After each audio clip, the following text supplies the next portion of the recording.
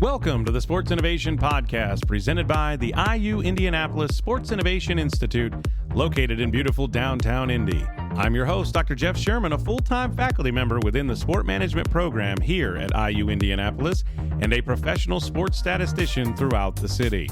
The Sports Innovation Podcast is designed to highlight innovative practitioners and scholars throughout sport and education to learn new and thought-provoking ways to improve our industry together. Thank you for listening to the Sports Innovation Podcast.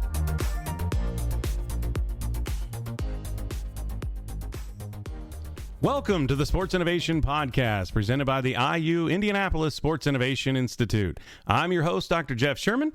Joining me here today is Dr. Jessica Braunstein-Minkove from Towson University, where she's an associate professor in the Department of Kinesiology. Today, Dr. Minkove, she's here to discuss the newest research coming out of the Sports Innovation Journal, the special edition, on innovation and engaged learning. Dr. Minkove, how are you doing today? I'm doing well, Jeff. Thank you for having me. I appreciate the opportunity to be here to talk about this. Absolutely. Well, first off, let's tell our listeners a little bit about yourself, your research interests, and what actually brought you to serve as an editor for this special edition of the SIJ in particular. Sure. My research interests vary. I have two kind of split areas. Both align back with what I do in the classroom and with what I do here at Towson University. The first being consumer behavior, which doesn't necessarily have much to do with this particular special issue, but it is at the foundation, because everything that I've done in terms of my research, I like to link back to the classroom. So when I thought about what I was doing in the consumer behavior sport marketing space, I was thinking about what we're really doing to prepare our students.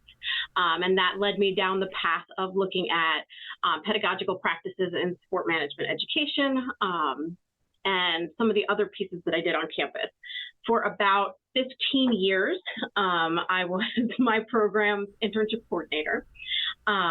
So in addition to the marketing piece, I started thinking about the professional development piece as well. And that is where I pulled in the idea of high impact practices and expanding professional development practices on campus. And since then, I started doing a bit of empirical work in that space, looking into broadening the perspectives of academics, students, and ultimately long-term, I'd love to kind of get that into the mindset of practitioners as well, how we can address professional development in a broader sense in sport management education. So that's kind of what brought me here today and towards this special issue. It's a concept that a number of us in the sports space have started to talk about, but not as many individuals as in other academic disciplines really focus on the scholarship of teaching and learning piece. So we wanted to see what's out there and what type of innovative practices individuals are participating in, so that way we can help to further those conversations and further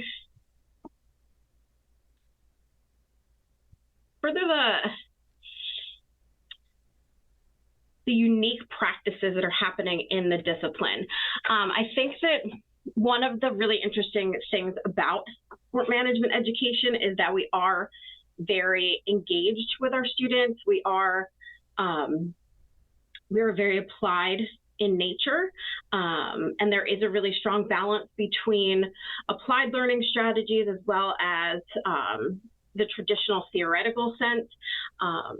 But a lot of individuals are sent out there stemming from doctoral programs where they're told, hey, we're really great at these things. You have to do these things, go do them. But nobody's really taught to do them. So we're like, hey, well, what are people doing? And how can we provide a resource for individuals that they can learn how to properly do these things, or a space where people can provide commentary as to what they think is happening that's great in the discipline, or maybe needs to really be addressed and shifted in the discipline. And I think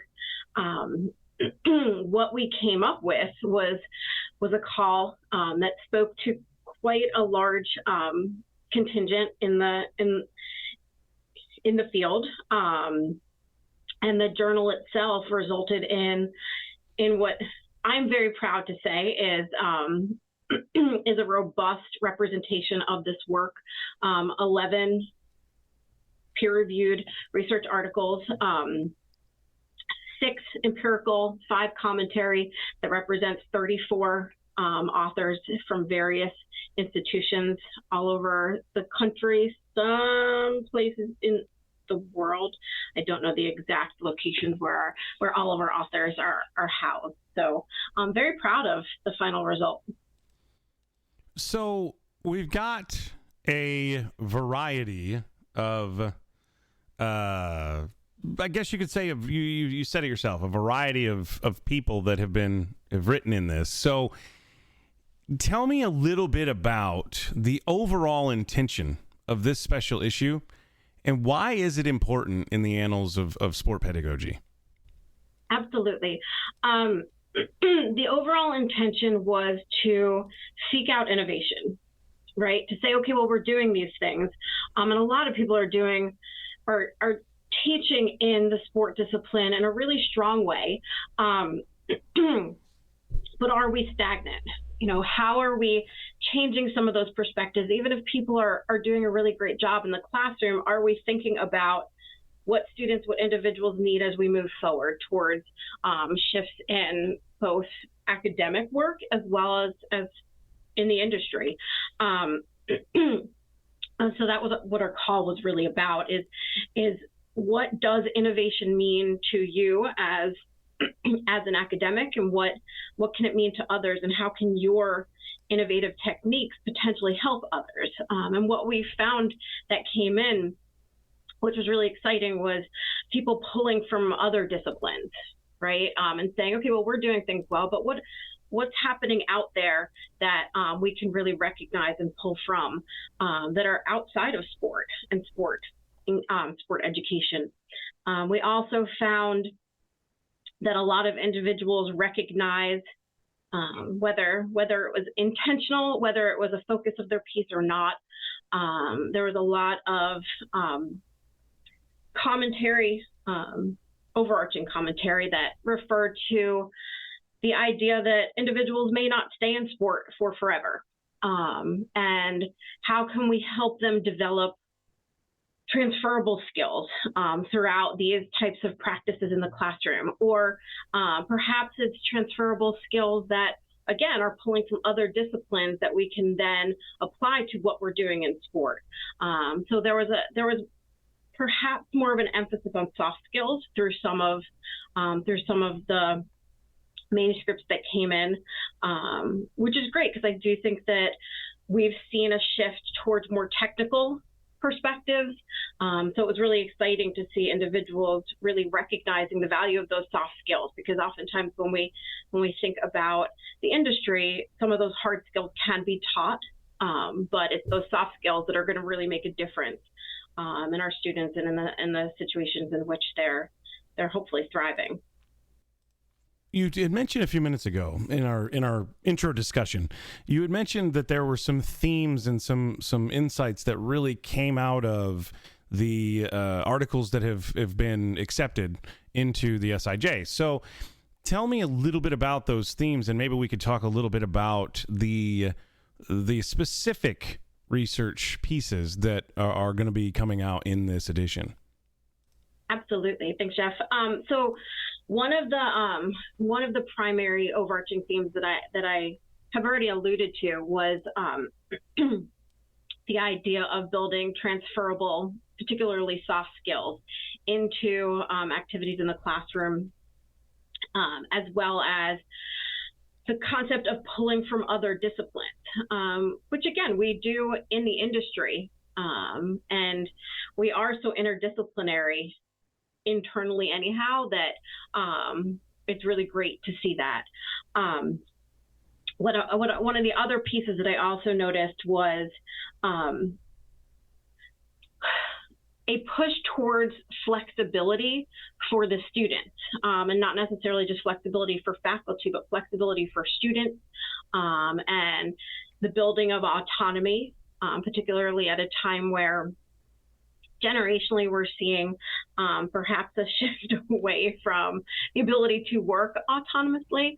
So I think that having that built in at an earlier phase where students can take ownership and do things that work well for them could be helpful. And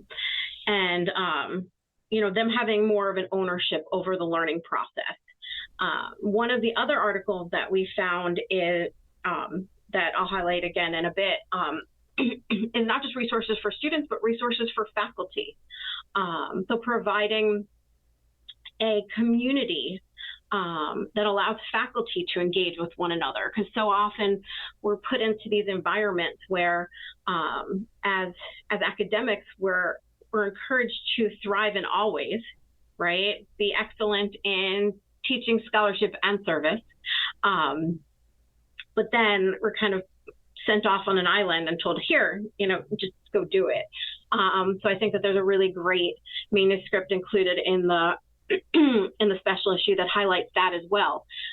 Because when we flip that, we also have a living learning community manuscript that covers the benefit of engagement and that capacity for students. So if it's beneficial for students to be engaged, and through high impact practice work, we've seen the value in that. Small groups, connected, lots of engagement with faculty and other students has led to things like retention and graduation rates. Again, the things that we're trying to do on campuses is keep our students engaged, keep them connected to their communities, so that way they ultimately stay on campus, graduate, and do all of these things. That's no different than faculty, right? So if we want to, we know how difficult it is to recruit and retain good faculty. So if we want to do that, how can we encourage ways in which faculty can feel engaged and feel part of a community? Because it's not just the students that we should be trying to create communities for. And that's one of the exciting pieces that I saw come out of this journal as well, is the recognition that these innovative practices are really important for students, but it's not just for students. It's for us to build support systems in order to make sure that these programs are successful for everybody. Let's talk a little bit about the techniques that are here, right? You talked a little bit about the community of practice, right? The professional learning community.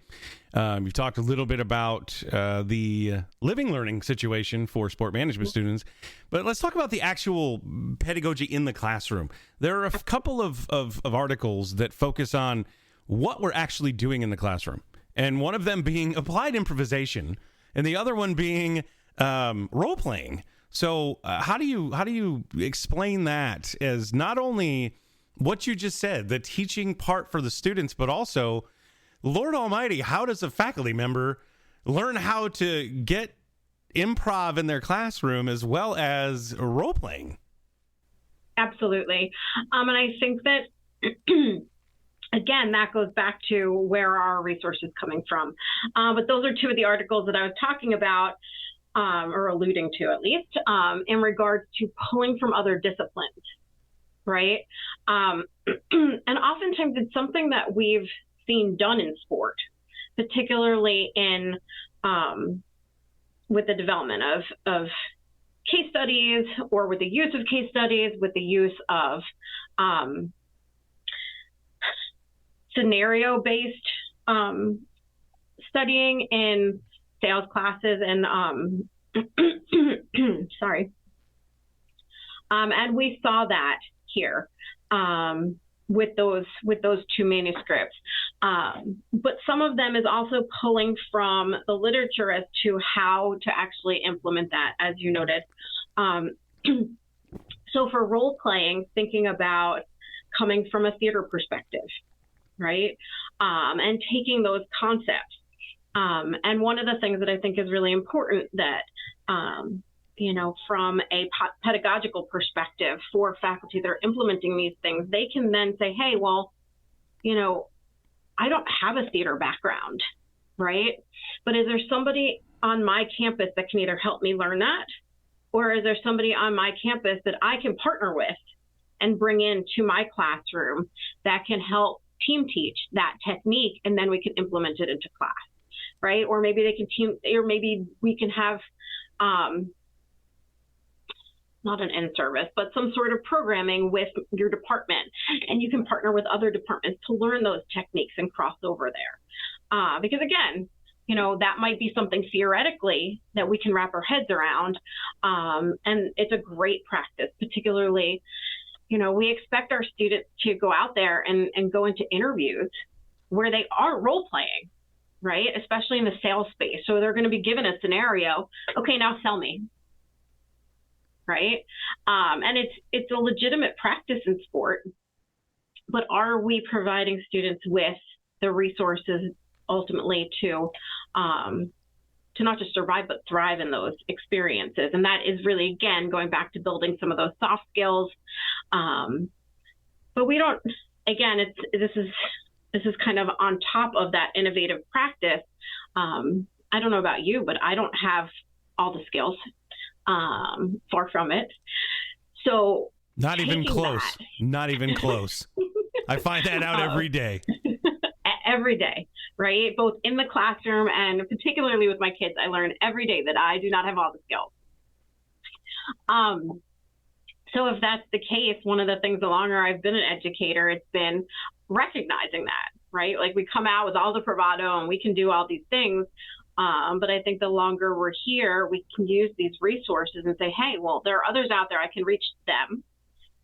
So these are great individuals that are already doing this, right, and assessing it. Some commentary, and these are empirical work that they've assessed these practices. But then we can also think like, hey, who's right here, right? Who's on my campus that I can work with, and build those partnerships. And that's kind of off topic from what we're talking about with this, not at all. This journal, but I think that's kind of also for a lot of people that should be that next step. Well, that's not at all external to this, because we've got an article in this edition on the cultural phenomenon in higher education that is a collaboration, right? So yes. Why, you kind of explained a little bit about how it's important, but why is it so important to not just do your own thing and collaborate with your own people? Live it, as Dr. Pierce always says to me, living in a silo, right? We live in our silos, but how do we break out of those silos and really engage? And that article within the new edition talks about professional learning communities. So can you explain a little bit more about professional learning communities and how, when I say it's a cultural phenomenon, it is a cultural phenomenon on campus. If you can collaborate with somebody across campus or multiple people, it's seen as extremely important and vital. But how often does it really happen? And how do we make it happen? And how do we make PLCs? How do we make this happen? I think with all of the work that's presented here, what can potentially be most challenging is that it needs to be intentional. Right? It's very easy to be overwhelmed in this space. And I think that that's why innovation can be so much of a challenge. It's, again, I mentioned like, do your teaching great, be excellent in teaching, be excellent in scholarship, be excellent in service. That's a lot, right? Can everybody be excellent in everything? A few people maybe, but it's, I'm not going to say that I'm excellent. That's your diplomatic way of saying no, not everybody can be excellent in everything, right? Right. Can anybody, right? So when we think about it, we see that we have to see what that balance looks like. So, in terms of professional learning communities, I think, and that's, again, one of the reasons that I love that piece so much is that it really highlights the need to pull from others' expertise, the need to step outside of our box. Is it a challenge, and are we encouraged to do that from an early time in our career? No. Oftentimes it's leadership driven, but it doesn't have to be, right? We can recognize even within our units, it might be, we might have differing perspectives. I can tell you, anybody I talk to about my program, this is kind of the foundation for what I talk to everybody about. So my program is very heavily split. We are half business focused, half sociocultural focused.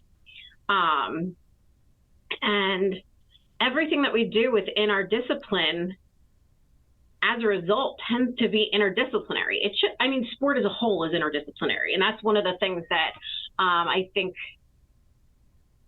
people struggle with, right? Because if you're working, consumer behavior, right? Like that's, we have our own conference. We Sport Marketing Association, we can go and like just focus and be, as you want to talk about one of the most interdisciplinary things. Consumer behavior is 100% interdisciplinary with like 37 other disciplines. Yeah.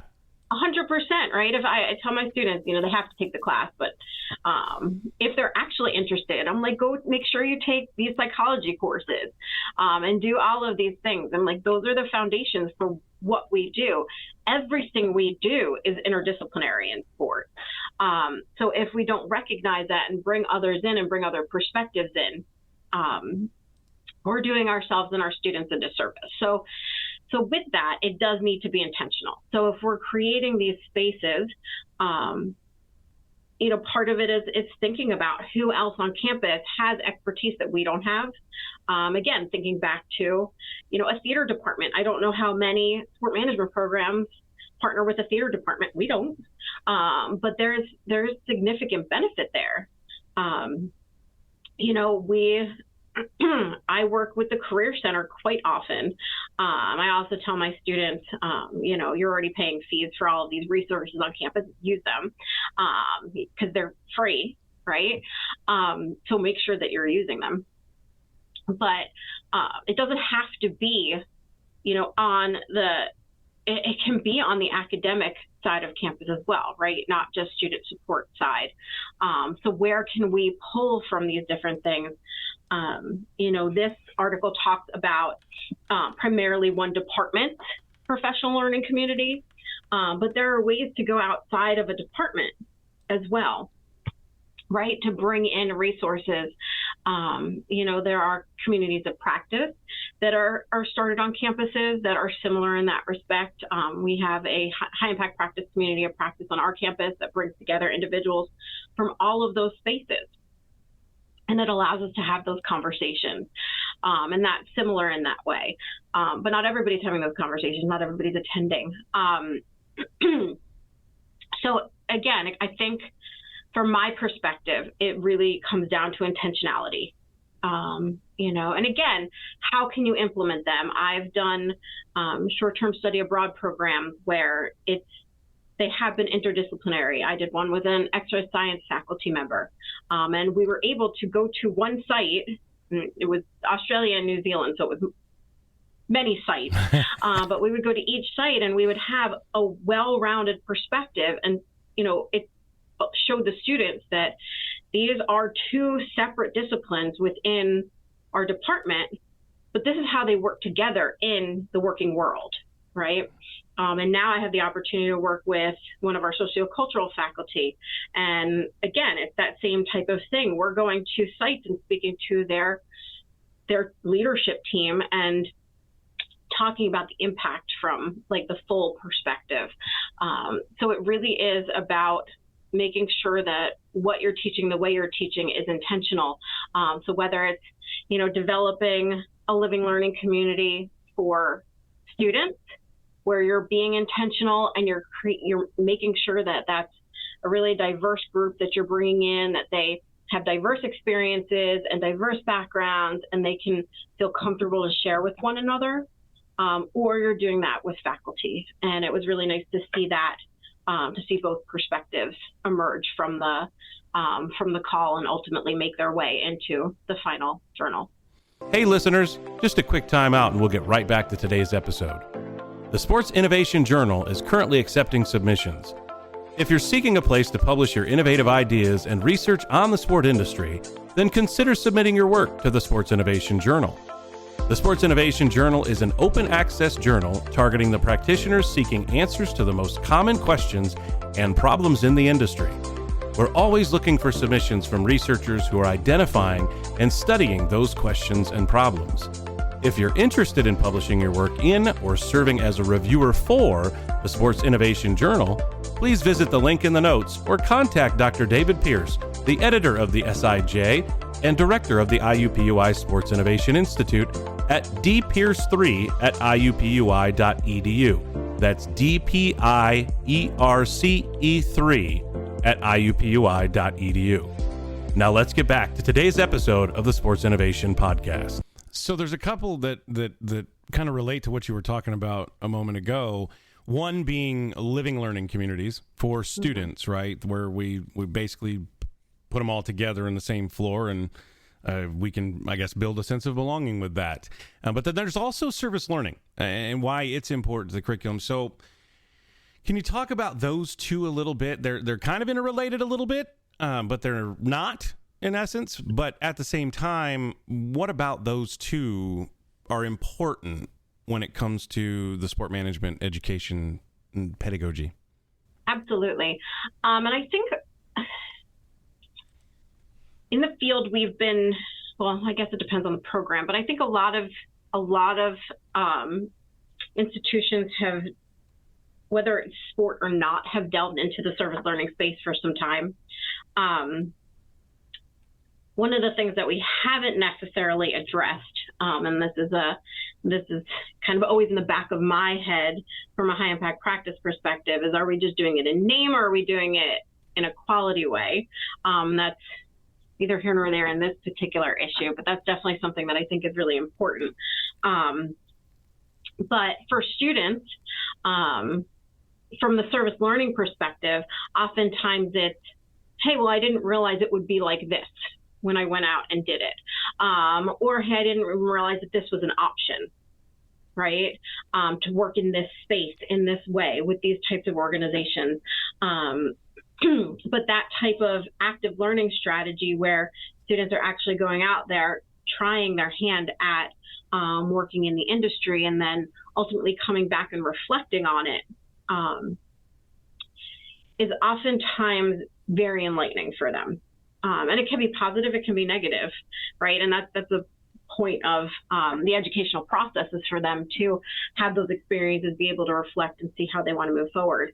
But that's a really important piece there, is to be able to go out there, impact your community in a way, but have those experiences, see what it's really like, and learn by doing, and taking what they've done in the classroom and actually apply it, which, again, we're not the only ones doing this, but it's sort of implied that it's expected for academics in this discipline to go out there and do those things. So for doc students, right,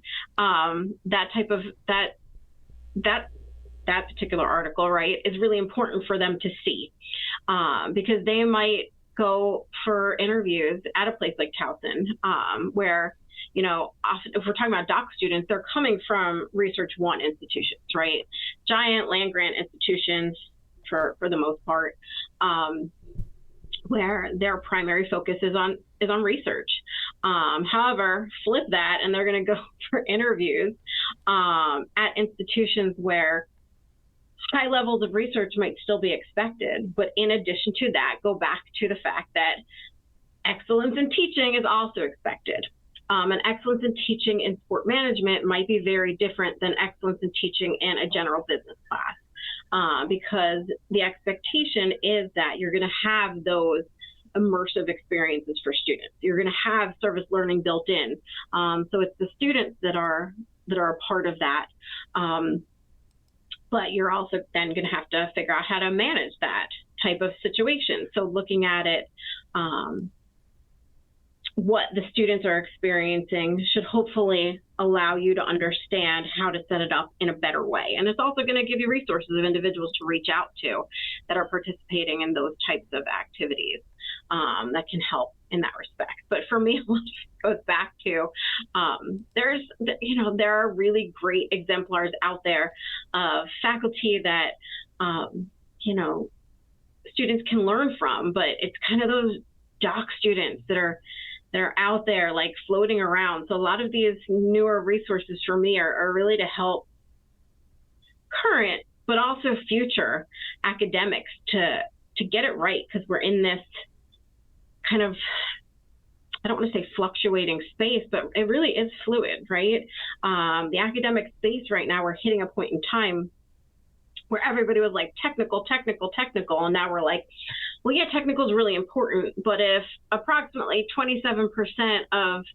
only approximately 27% of the individuals that are going out there and are working in the areas in which they've earned their degrees, then there needs to be more to this, right? So what does this look like? So we're going back to, some of us, I don't want to say everybody, but some of us are going back to that liberal arts way of thinking while still preparing our students in the best way to be successful in a space where there are still a lot of technical elements that are required. So it's an interesting balance. And that's kind of where we're moving forward to. So that's where more progressive learning strategies like service learning is helpful. But again, that's something that we've done for some time. What we haven't seen, particularly in sport, we've seen it in other spaces, but what we haven't really seen much in sport is that living learning community piece. But in regards to general high impact practice literature, we have seen the value that's come out of early engagement and small engagement opportunities with others, as well as like other students, as well as mentors early on, right? Which is really a big piece of what comes out of those living learning communities. So with all of this said, you've got LLCs, but now you've also got a couple of people talking in this edition about project-based learning, which you've talked about a lot in its relation with name, image, and likeness in college sports. But you've also got one commentary, I think it's commentary, on rethinking the sport management internship. So how can we take that internship and make it different? And what was some of the things that you found within that story in and of itself that is impactful for educators? Absolutely. And before I move on to that, also going back to project-based learning and using NIL as a foundation for that, I think it's really interesting to use the idea of project-based learning in such a fluid environment, right? And that's one, again, who knows what next week's gonna, who knows what NIL is gonna look like next week, right? Because even college athletics as a whole, what's it going to look like next week and a month later, right? It's changing so rapidly. Absolutely. And very likely big changes on the horizon. So should be very interesting to see what happens in that space. So again, really great resources for individuals. So the commentary on internships. And this comes from Dr. Odio, who has definitely provided some foundations for this work in other pieces that he's published. And I think this gave him the space to really think through some of these ideas. So for me, it was a really exciting piece because I as well question the current, I don't want to say nature, but nature of internships in relation. And so So again, I appreciate this type of commentary to hopefully start these or expand these conversations, because these conversations have started taking place on the academic side. And I will tell you that this is one of the reasons why I became interested in high impact practices. Because as I mentioned, the previous internship coordinator in my program for 15 or so years. And I was the individual that increased our internship requirement. So I was the person that pushed ours forward. Mind you, ours is a little bit different. It's not a full-time required internship given, the type of student body that we have here. We never felt that was appropriate. But even with that, the more I learned about student internship experiences, and in more recent years, when I think some of these conversations have come to the surface as a result of, post Black Swan, where we really started thinking about individuals and are they paid, and sports still been really slow on the uptake there. We have seen some growth, but I ran into a certain situation where I went to a very reputable sport entity, and they were talking about their applicants. And I was talking to their HR staff, and they were talking about their applicants, and they were like, it was fantastic. We had this amazing group of applicants. This is pre-COVID, so we've definitely seen some changes since then in sport. Not as many as I'd like to see, but we've seen some changes. But they were like, we have these applicants. I'm like, oh, what stood out to you about these applicants? Well, we had one straight to the top of the pile because they had 5 internships. And I was like, we're doing this all wrong. I was like, this is on us. Like, we're doing this all wrong. I'm like, that's fantastic. And I do not want to disparage the individual that had 5 internships. They're obviously busting their butt. They're doing a great job out there. But most of my students do not have the wherewithal to have 5 internships. You have to have resources to be able to take 5 internships, which are very likely unpaid for the most part. So I was like, that's really great for that person, but what about the rest of the students, right? We have a very diverse student population here at Towson, and I'm like, we have a lot of first-gen students. We have a lot of students who are working part-time, working full-time. That's not even feasible. So we have internship requirements, but I was like, we really need to start thinking about this a little bit differently. So I was very pleased to see that commentary. Again, people will probably argue both sides. But that's where I started thinking about high impact practices and really broadening individuals' perspectives on professional development and sport, and that, it's not a one size fits all package. So when I talked about flexibility and autonomy for students and how that was somewhat of a theme throughout the special issue, that was one of the pieces as well, right? So maybe an internship isn't right. Again, think about if somebody wants to go into analytics and maybe even the marketing space, but marketing research, then maybe working with a faculty member on research is where they should be focusing their attention, right? There are so many other ways and spaces and places to do that. So that's definitely a bit of what Dr. Odio talked about there. Some other ideas and concepts as well, but a lot of it is really taking into account what are we doing academically? What is the messaging that's going out to our students, as well as the messaging that's going out to the industry, right? And for me, I think that's ultimately like the final piece is how do we change the perspective of industry professionals, which, again, it's that it's hard to say this out loud, but it's like hazing, right? When you think about it, it's, well, I had to do that, so now you have to do that. And I'm like, oh, when do we get past that? What is it? We call it a rite of passage, right? Yeah. And exactly. It's an interesting conversation because we've been talking about this for probably the last 6-8 months in our program here in Indy, and we're trying to actually, and I think that there's one piece that maybe could have been added to this edition, and that's how do you, maybe answering the question, how do you bring in the industry to help tailor your education to where it's what they want and need, as opposed to what we think it should be.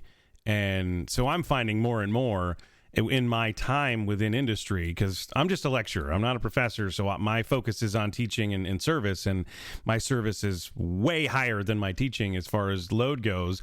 But I also now work with 5, 6, 8 of my former graduates at professional teams here in town.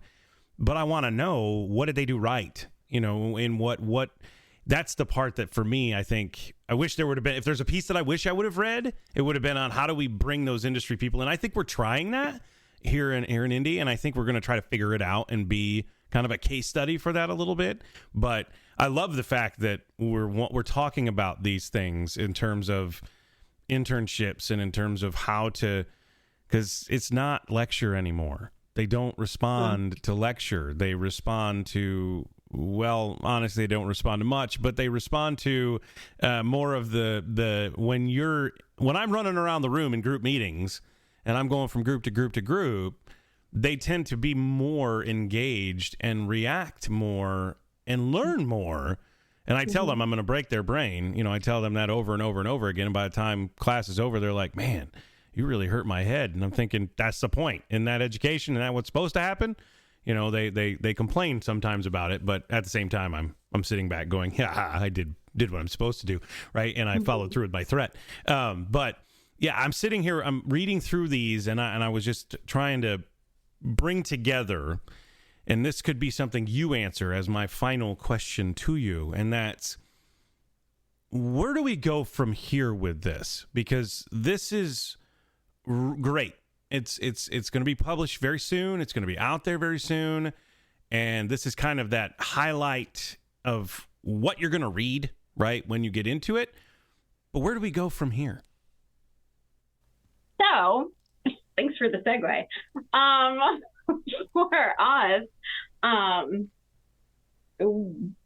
we, Dr. Pierce and I, as well as another 4 additional sport academics, are actually in the process of working on a book in this space. So innovative pedagogical practices in sport. That is ideally set to come out 2025. Nice. So after this, and after we saw the response to this, well, actually simultaneously, but after the response, we were certainly sold on the interest, and so we put out a call for that book, and it takes some of this concept. We have some of the same authors who will be working in similar spaces and expanding upon it. To continue this conversation, exactly in the ways that you're talking about. And this will be the first iteration of this book. We don't know that it'll be the last. We had an incredible call for that. Unfortunately, we were not able to incorporate all the authors for the first iteration of that book. But we are hopefully, fingers crossed, 30 chapters strong in that one. Wow. So it's not going to be a small one. He's been keeping that hidden from me. He doesn't he normally shares everything with me, and he's been hiding that sucker from me for a while now. If you're 30 deep, holy cow. We are 30 deep. So we are and authors have been notified, and we will we're very excited about the potential for that as a resource again for current academics as well as future academics, right? And it'd be great, again, coming out of a doctoral program where, there are these expectations. Well, how do I do that? And in the book, there's each chapter is going to have both theory and potential application. So again, room for much more depth than we saw here. And I know that NASM in particular is looking to expand their pedagogical piece. They've been talking with some of us about how to expand that.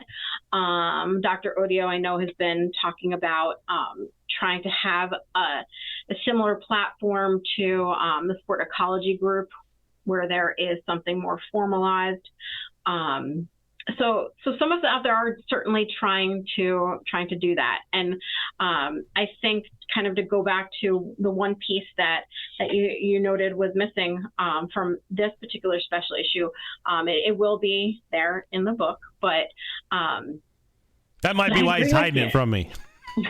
Maybe. It will, and it again, it goes back to intentionality, right? But that's where, if we don't see it, if we're not experiencing that space, we might not know how to be intentional in that way. Some programs aren't allowed to have alumni boards. Our college has an alumni board, but we can't have one for just our program. And, that'd be really great to give recommendations for how to continue to innovate and evolve within the program. And if you can't do that, bring people back in. As alumni love to come back. And as you noted, students are much more likely to listen to those alumni than they are to us, even if we said the exact same thing, right? So if anybody is listening, they know the scenario, right? They've been there, they've done that. You said the same thing literally the day before. Somebody comes in from the industry, they're talking about it, and students are like, oh, what? Oh, wow, yeah. Such a thing. Oh, my God, mind blown. I'm like, good, cool. So yes, exactly that. You just epitomized my entire career. Exactly, right? Like 100%, like literally the day before, and then they're like, oh, for real? You get a panel of four experts that come in from the industry, and you just said the same exact thing, and then they all four reiterate exactly what you said, and then you look at them, and they all look minds blown, and you're going, I literally just told you that yesterday. I don't understand why you weren't listening to me, and you listened to them. But weird stuff. I totally understand. But that's okay, right? Because that's why you bring them in, right? Even for me, thinking about, the difference in my sport marketing class, I work with a client, right? Because again, it's one, we're outside Baltimore. There's tons of opportunities. But it allows them to see different aspects of the industry, right? This semester I worked with a minor league baseball team. Next semester I'm working with the Special Olympics, right? Like, so it shows them so many different opportunities. Plus, again, going back to like the differences between me giving you a hypothetical RFP versus an organization coming up with something that may be hypothetical, but I try to make sure that it's something that will help them. And really kind of doing quote unquote real work. It makes a difference, right? And from a professional development perspective, I'm like, this is how you can put it on your resume. This is how you can talk about it in interviews. So they see that difference. And this is a way to build those skills into the classroom in a different way. And again, so many of us are doing those things. But again, we need those few little extra notches of how do we do it well, right? Well, and a lot of us also don't know how to talk about it, right? We do it, and we don't know how to actually put the message out there that this is what we're doing. And maybe some people are so caught up in their silo that they're just not saying that I'm doing this or forgetting that they're doing it, but they also could just be so strapped for time that they're going, I do this regularly, but I don't know what to do with it. You know what I mean? Mm-hmm. And that's kind of where I sit with some of the things that I do in my classrooms, is how do I talk about this to people? I know how to talk about it with students, and I can sell a student on it really fast, but it's others in the industry that look at someone like me who spends countless hours out at events working, in the actual franchise or in the actual industry, and they don't seem to get how that relates to coming back into the classroom and sharing stories. And that's, while it's not project-based learning, it is your professor is legitimate, and that's what I think a lot of people don't, like, they forget that a lot of us are legit, and it's we're not just doing this in a vacuum. We're trying to do it for you, the student, as opposed to us. I tell my students all the time, I am not doing a lot of these things for me because I'm here to tell you the paycheck is nothing, but I'm doing it for you because now I'm connecting you with people and things like that. And they don't always get it. And that's the part that ruins it for me, is I'm just,